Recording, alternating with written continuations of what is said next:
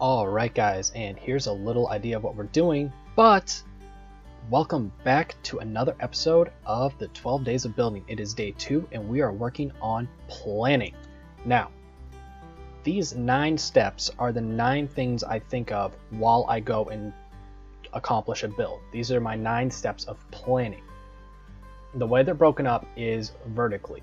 So these 3 I think of at the same time, these 3 I think at the same time, and these 3 I think at the same time.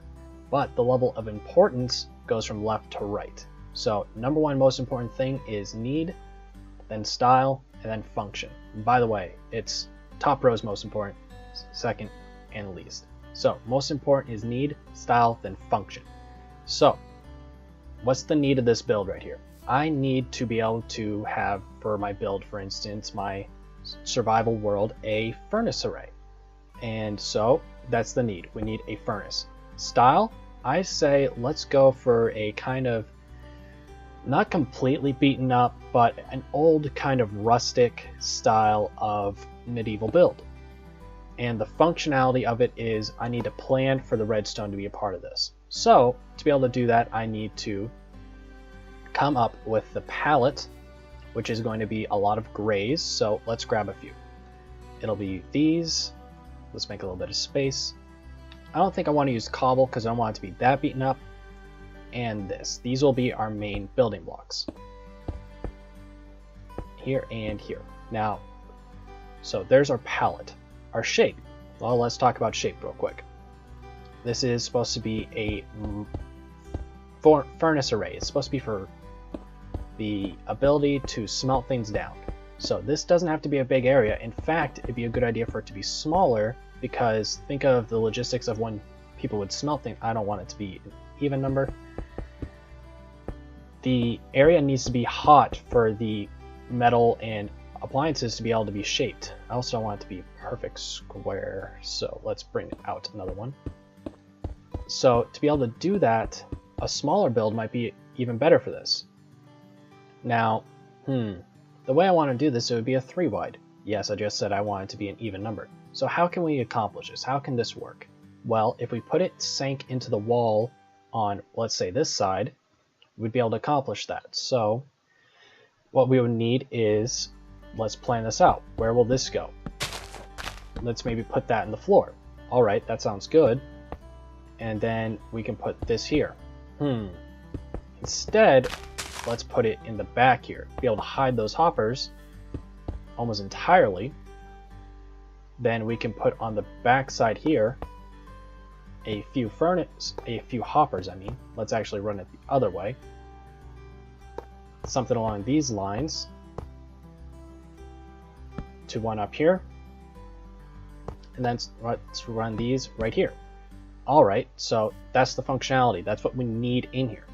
So let's build around it. Let's bring this out here and be able to cover it up in a thin layer. Nice and easy. But let's leave this here so we can't just walk into those random spots.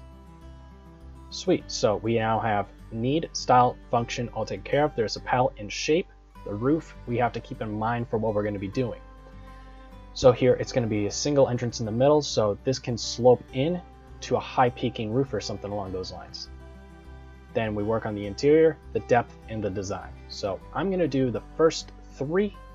Well, actually, accomplish first 3. We're going to do the next 3 right now. So I'm going to go take care of that, and I'll catch you back when I'm done. Alright guys, so the palette, shape, and roof are all done. Nice, simple, nothing special really here.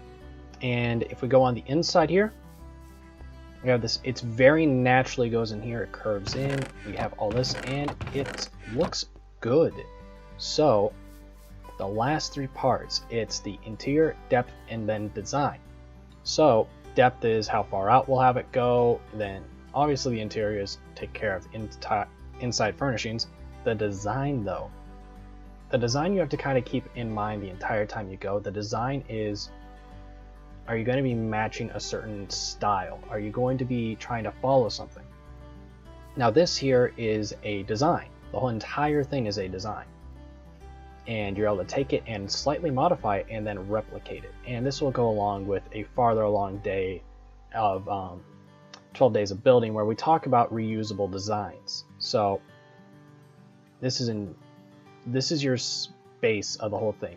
You can keep it in mind, but it's the least important thing to keep in mind. So we're going to work on interior and depth, and I'll show you what happened. Alright, now I took care of the interior and depth, and this is how it looks. So we add a little bit of depth by adding some cobblestone and some iron fence, and then we use these little blocks to be able to bring it out to be able to have a reason for it to smooth into it. So if you see, there's like a natural curve here, and it's a lot better than just the flatness that we had before. And we have this going along over here, very basic. You gotta remember, the style of this, it's a blacksmith. He's not supposed to be super fancy, but a little bit now and then doesn't hurt. So we brought this out. Actually, I'm gonna do it one more layer actually too. That looks nice to me, I think. And yeah, and then on the inside here, everything has a purpose. So he has his hammers, he has his tongs to be able to get stuff out of the furnace, be able to work on it, the lighting he needs where he needs it. He's able to store all of his goods in here, and he has a spot to sit at the end of the day after he's worked hard, have the light going while he has stuff in the furnace heating up for him to work on, and he's able to sit down with a good book and be able to just rest while it's in the forge. So that's what I do to be able to plan, guys. I hope this helps. So when you go through and you're building something in your survival world, think of what needs to be accomplished here. I need it to be where I smelt stuff. What's the style? Old rustic. It can be a modern style forge. You can have it look like it's even from the future where you work on. The function, you need the redstone to be able to fit in. That's why we have this jut out over here. Next, what's the palette? What's the shape of it? How are we going to shape this? And that's where you go in and start putting blocks down. Then you decide what do you want for a roof. Well, I want it to be a proud roof with a slope going toward it to be able to funnel your eye toward the top here. And then you work on the interior and depth, and during the whole thing, your foundation block of this is the design. And if you have one, or if you don't, it doesn't change it. But if you have one, you need to keep it in mind while you work on everything else, but it's the least important. And that is it, guys. I hope you enjoyed, and I will catch you guys back here with the next one. All right.